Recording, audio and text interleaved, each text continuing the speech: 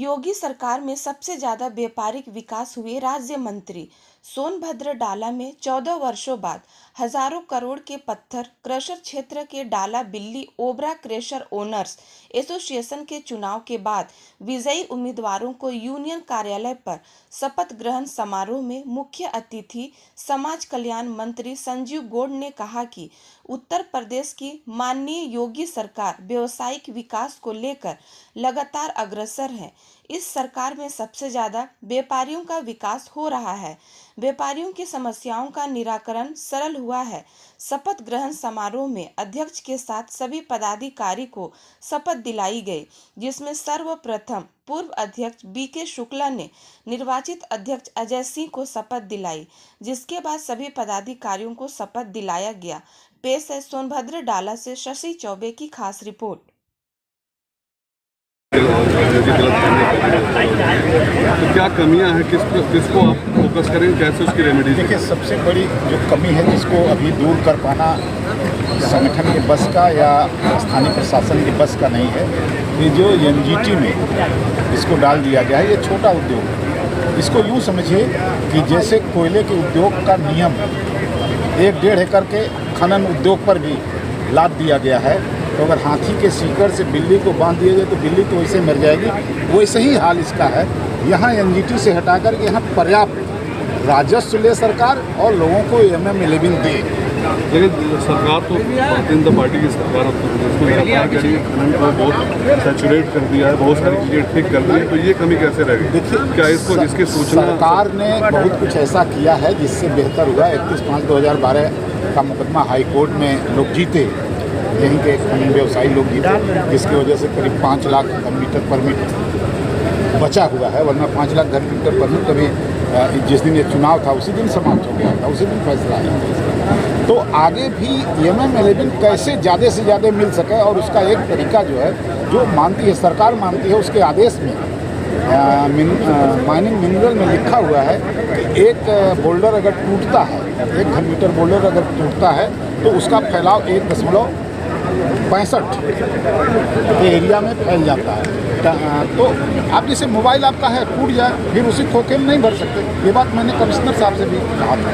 तो 0.65 परमिट बढ़ाया जा सकता है, जिससे सरकार को राजस्व भी मिल सकता है और व्यापारियों को MM11 जब इशू हो जाएगा, क्रशर मालिकों को, जब क्रशर मालिकों को MM11 मिल जाएगा तो उससे व्यापार अपने आप चल निकलेगा। बाकी छोटी छोटी जो समस्याएं मैंने मन से गिनाया वो सब तो हैं, तो उसको धीरे धीरे स्थानीय प्रशासन से बैठ के हल कर लिया जाएगा। बड़ा एनजीटी के क्राइटेरिया में जो उद्योग गया है, जो नहीं जाना चाहिए था आपके हिसाब से, जी, तो इसमें बेहतरी कहाँ की सरकार ने ऐसा स्टैंड क्यों ले लिया कि उसको एनजीटी में शामिल कर दिया, जिसका आप लोग विरोध कर रहे हैं? अब ये तो इसके तह तक जाना पड़ेगा कि ये क्यों हुआ, जबकि उसके बाद में सरकार ने कई 132 उद्योगों को एनजीटी से बाहर किया, जिसमें छोटे चमड़े के उद्योग भी हैं। तो इस उद्योग को भी बाहर किया जा सकता है अगर सरकार चाहे तो। बड़ा सवाल तो ये है कि देखिए, मुख्यमंत्री का विभाग, उसके बाद भी इतना गैप है, इतनी पीड़ा है खनन व्यवसाय को लेकर। पीड़ा अब मुख्यमंत्री महोदय तक बात हमारी या तो पहुंच नहीं रही है, अफसर डर के मारे कुछ कर नहीं रहे हैं, तो रिपोर्टिंग सही नहीं हो पा रही है जिले स्तर से सही रिपोर्टिंग होने के बावजूद भी जो निदेशालय और सचिवालय में बैठे हुए अधिकारी हैं वो उस पर निर्णय लेने में वनवास पूरा खत्म हो गया जी।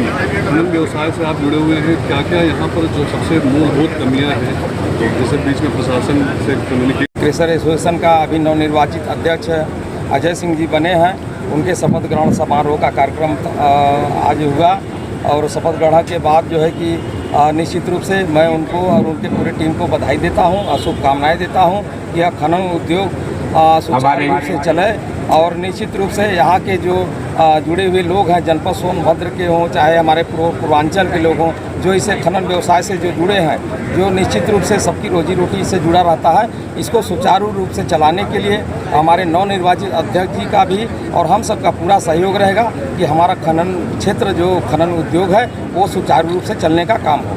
मंत्री जी लगातार जैसे मंच पे अध्यक्ष जी ने बताया कि बहुत सारी कमियां हैं, बहुत सारा गैप है प्रशासन के बीच में, बहुत कम्युनिकेट नहीं हो पा रहा है खनन और प्रशासन के बीच में। तो आप भी इसी क्षेत्र से हैं, तो क्या क्या कमियां हैं, उन कमियों को लेकर किस तरह की पहल आपकी तरफ से की जाएगी? इसमें हमारे नवनिर्वाचित अध्यक्ष जी जो भी खनन क्षेत्र से जो भी समस्या से अवगत हमको कराएंगे तो निश्चित रूप से उस तरह से हम लोग बैठ करके आपस में, और माननीय मुख्यमंत्री जी स्तर तक का रहेगा, हम लोग माननीय मुख्यमंत्री जी तक इस समस्या को हम लोग समाधान कराने का प्रयास करेंगे। ठीक।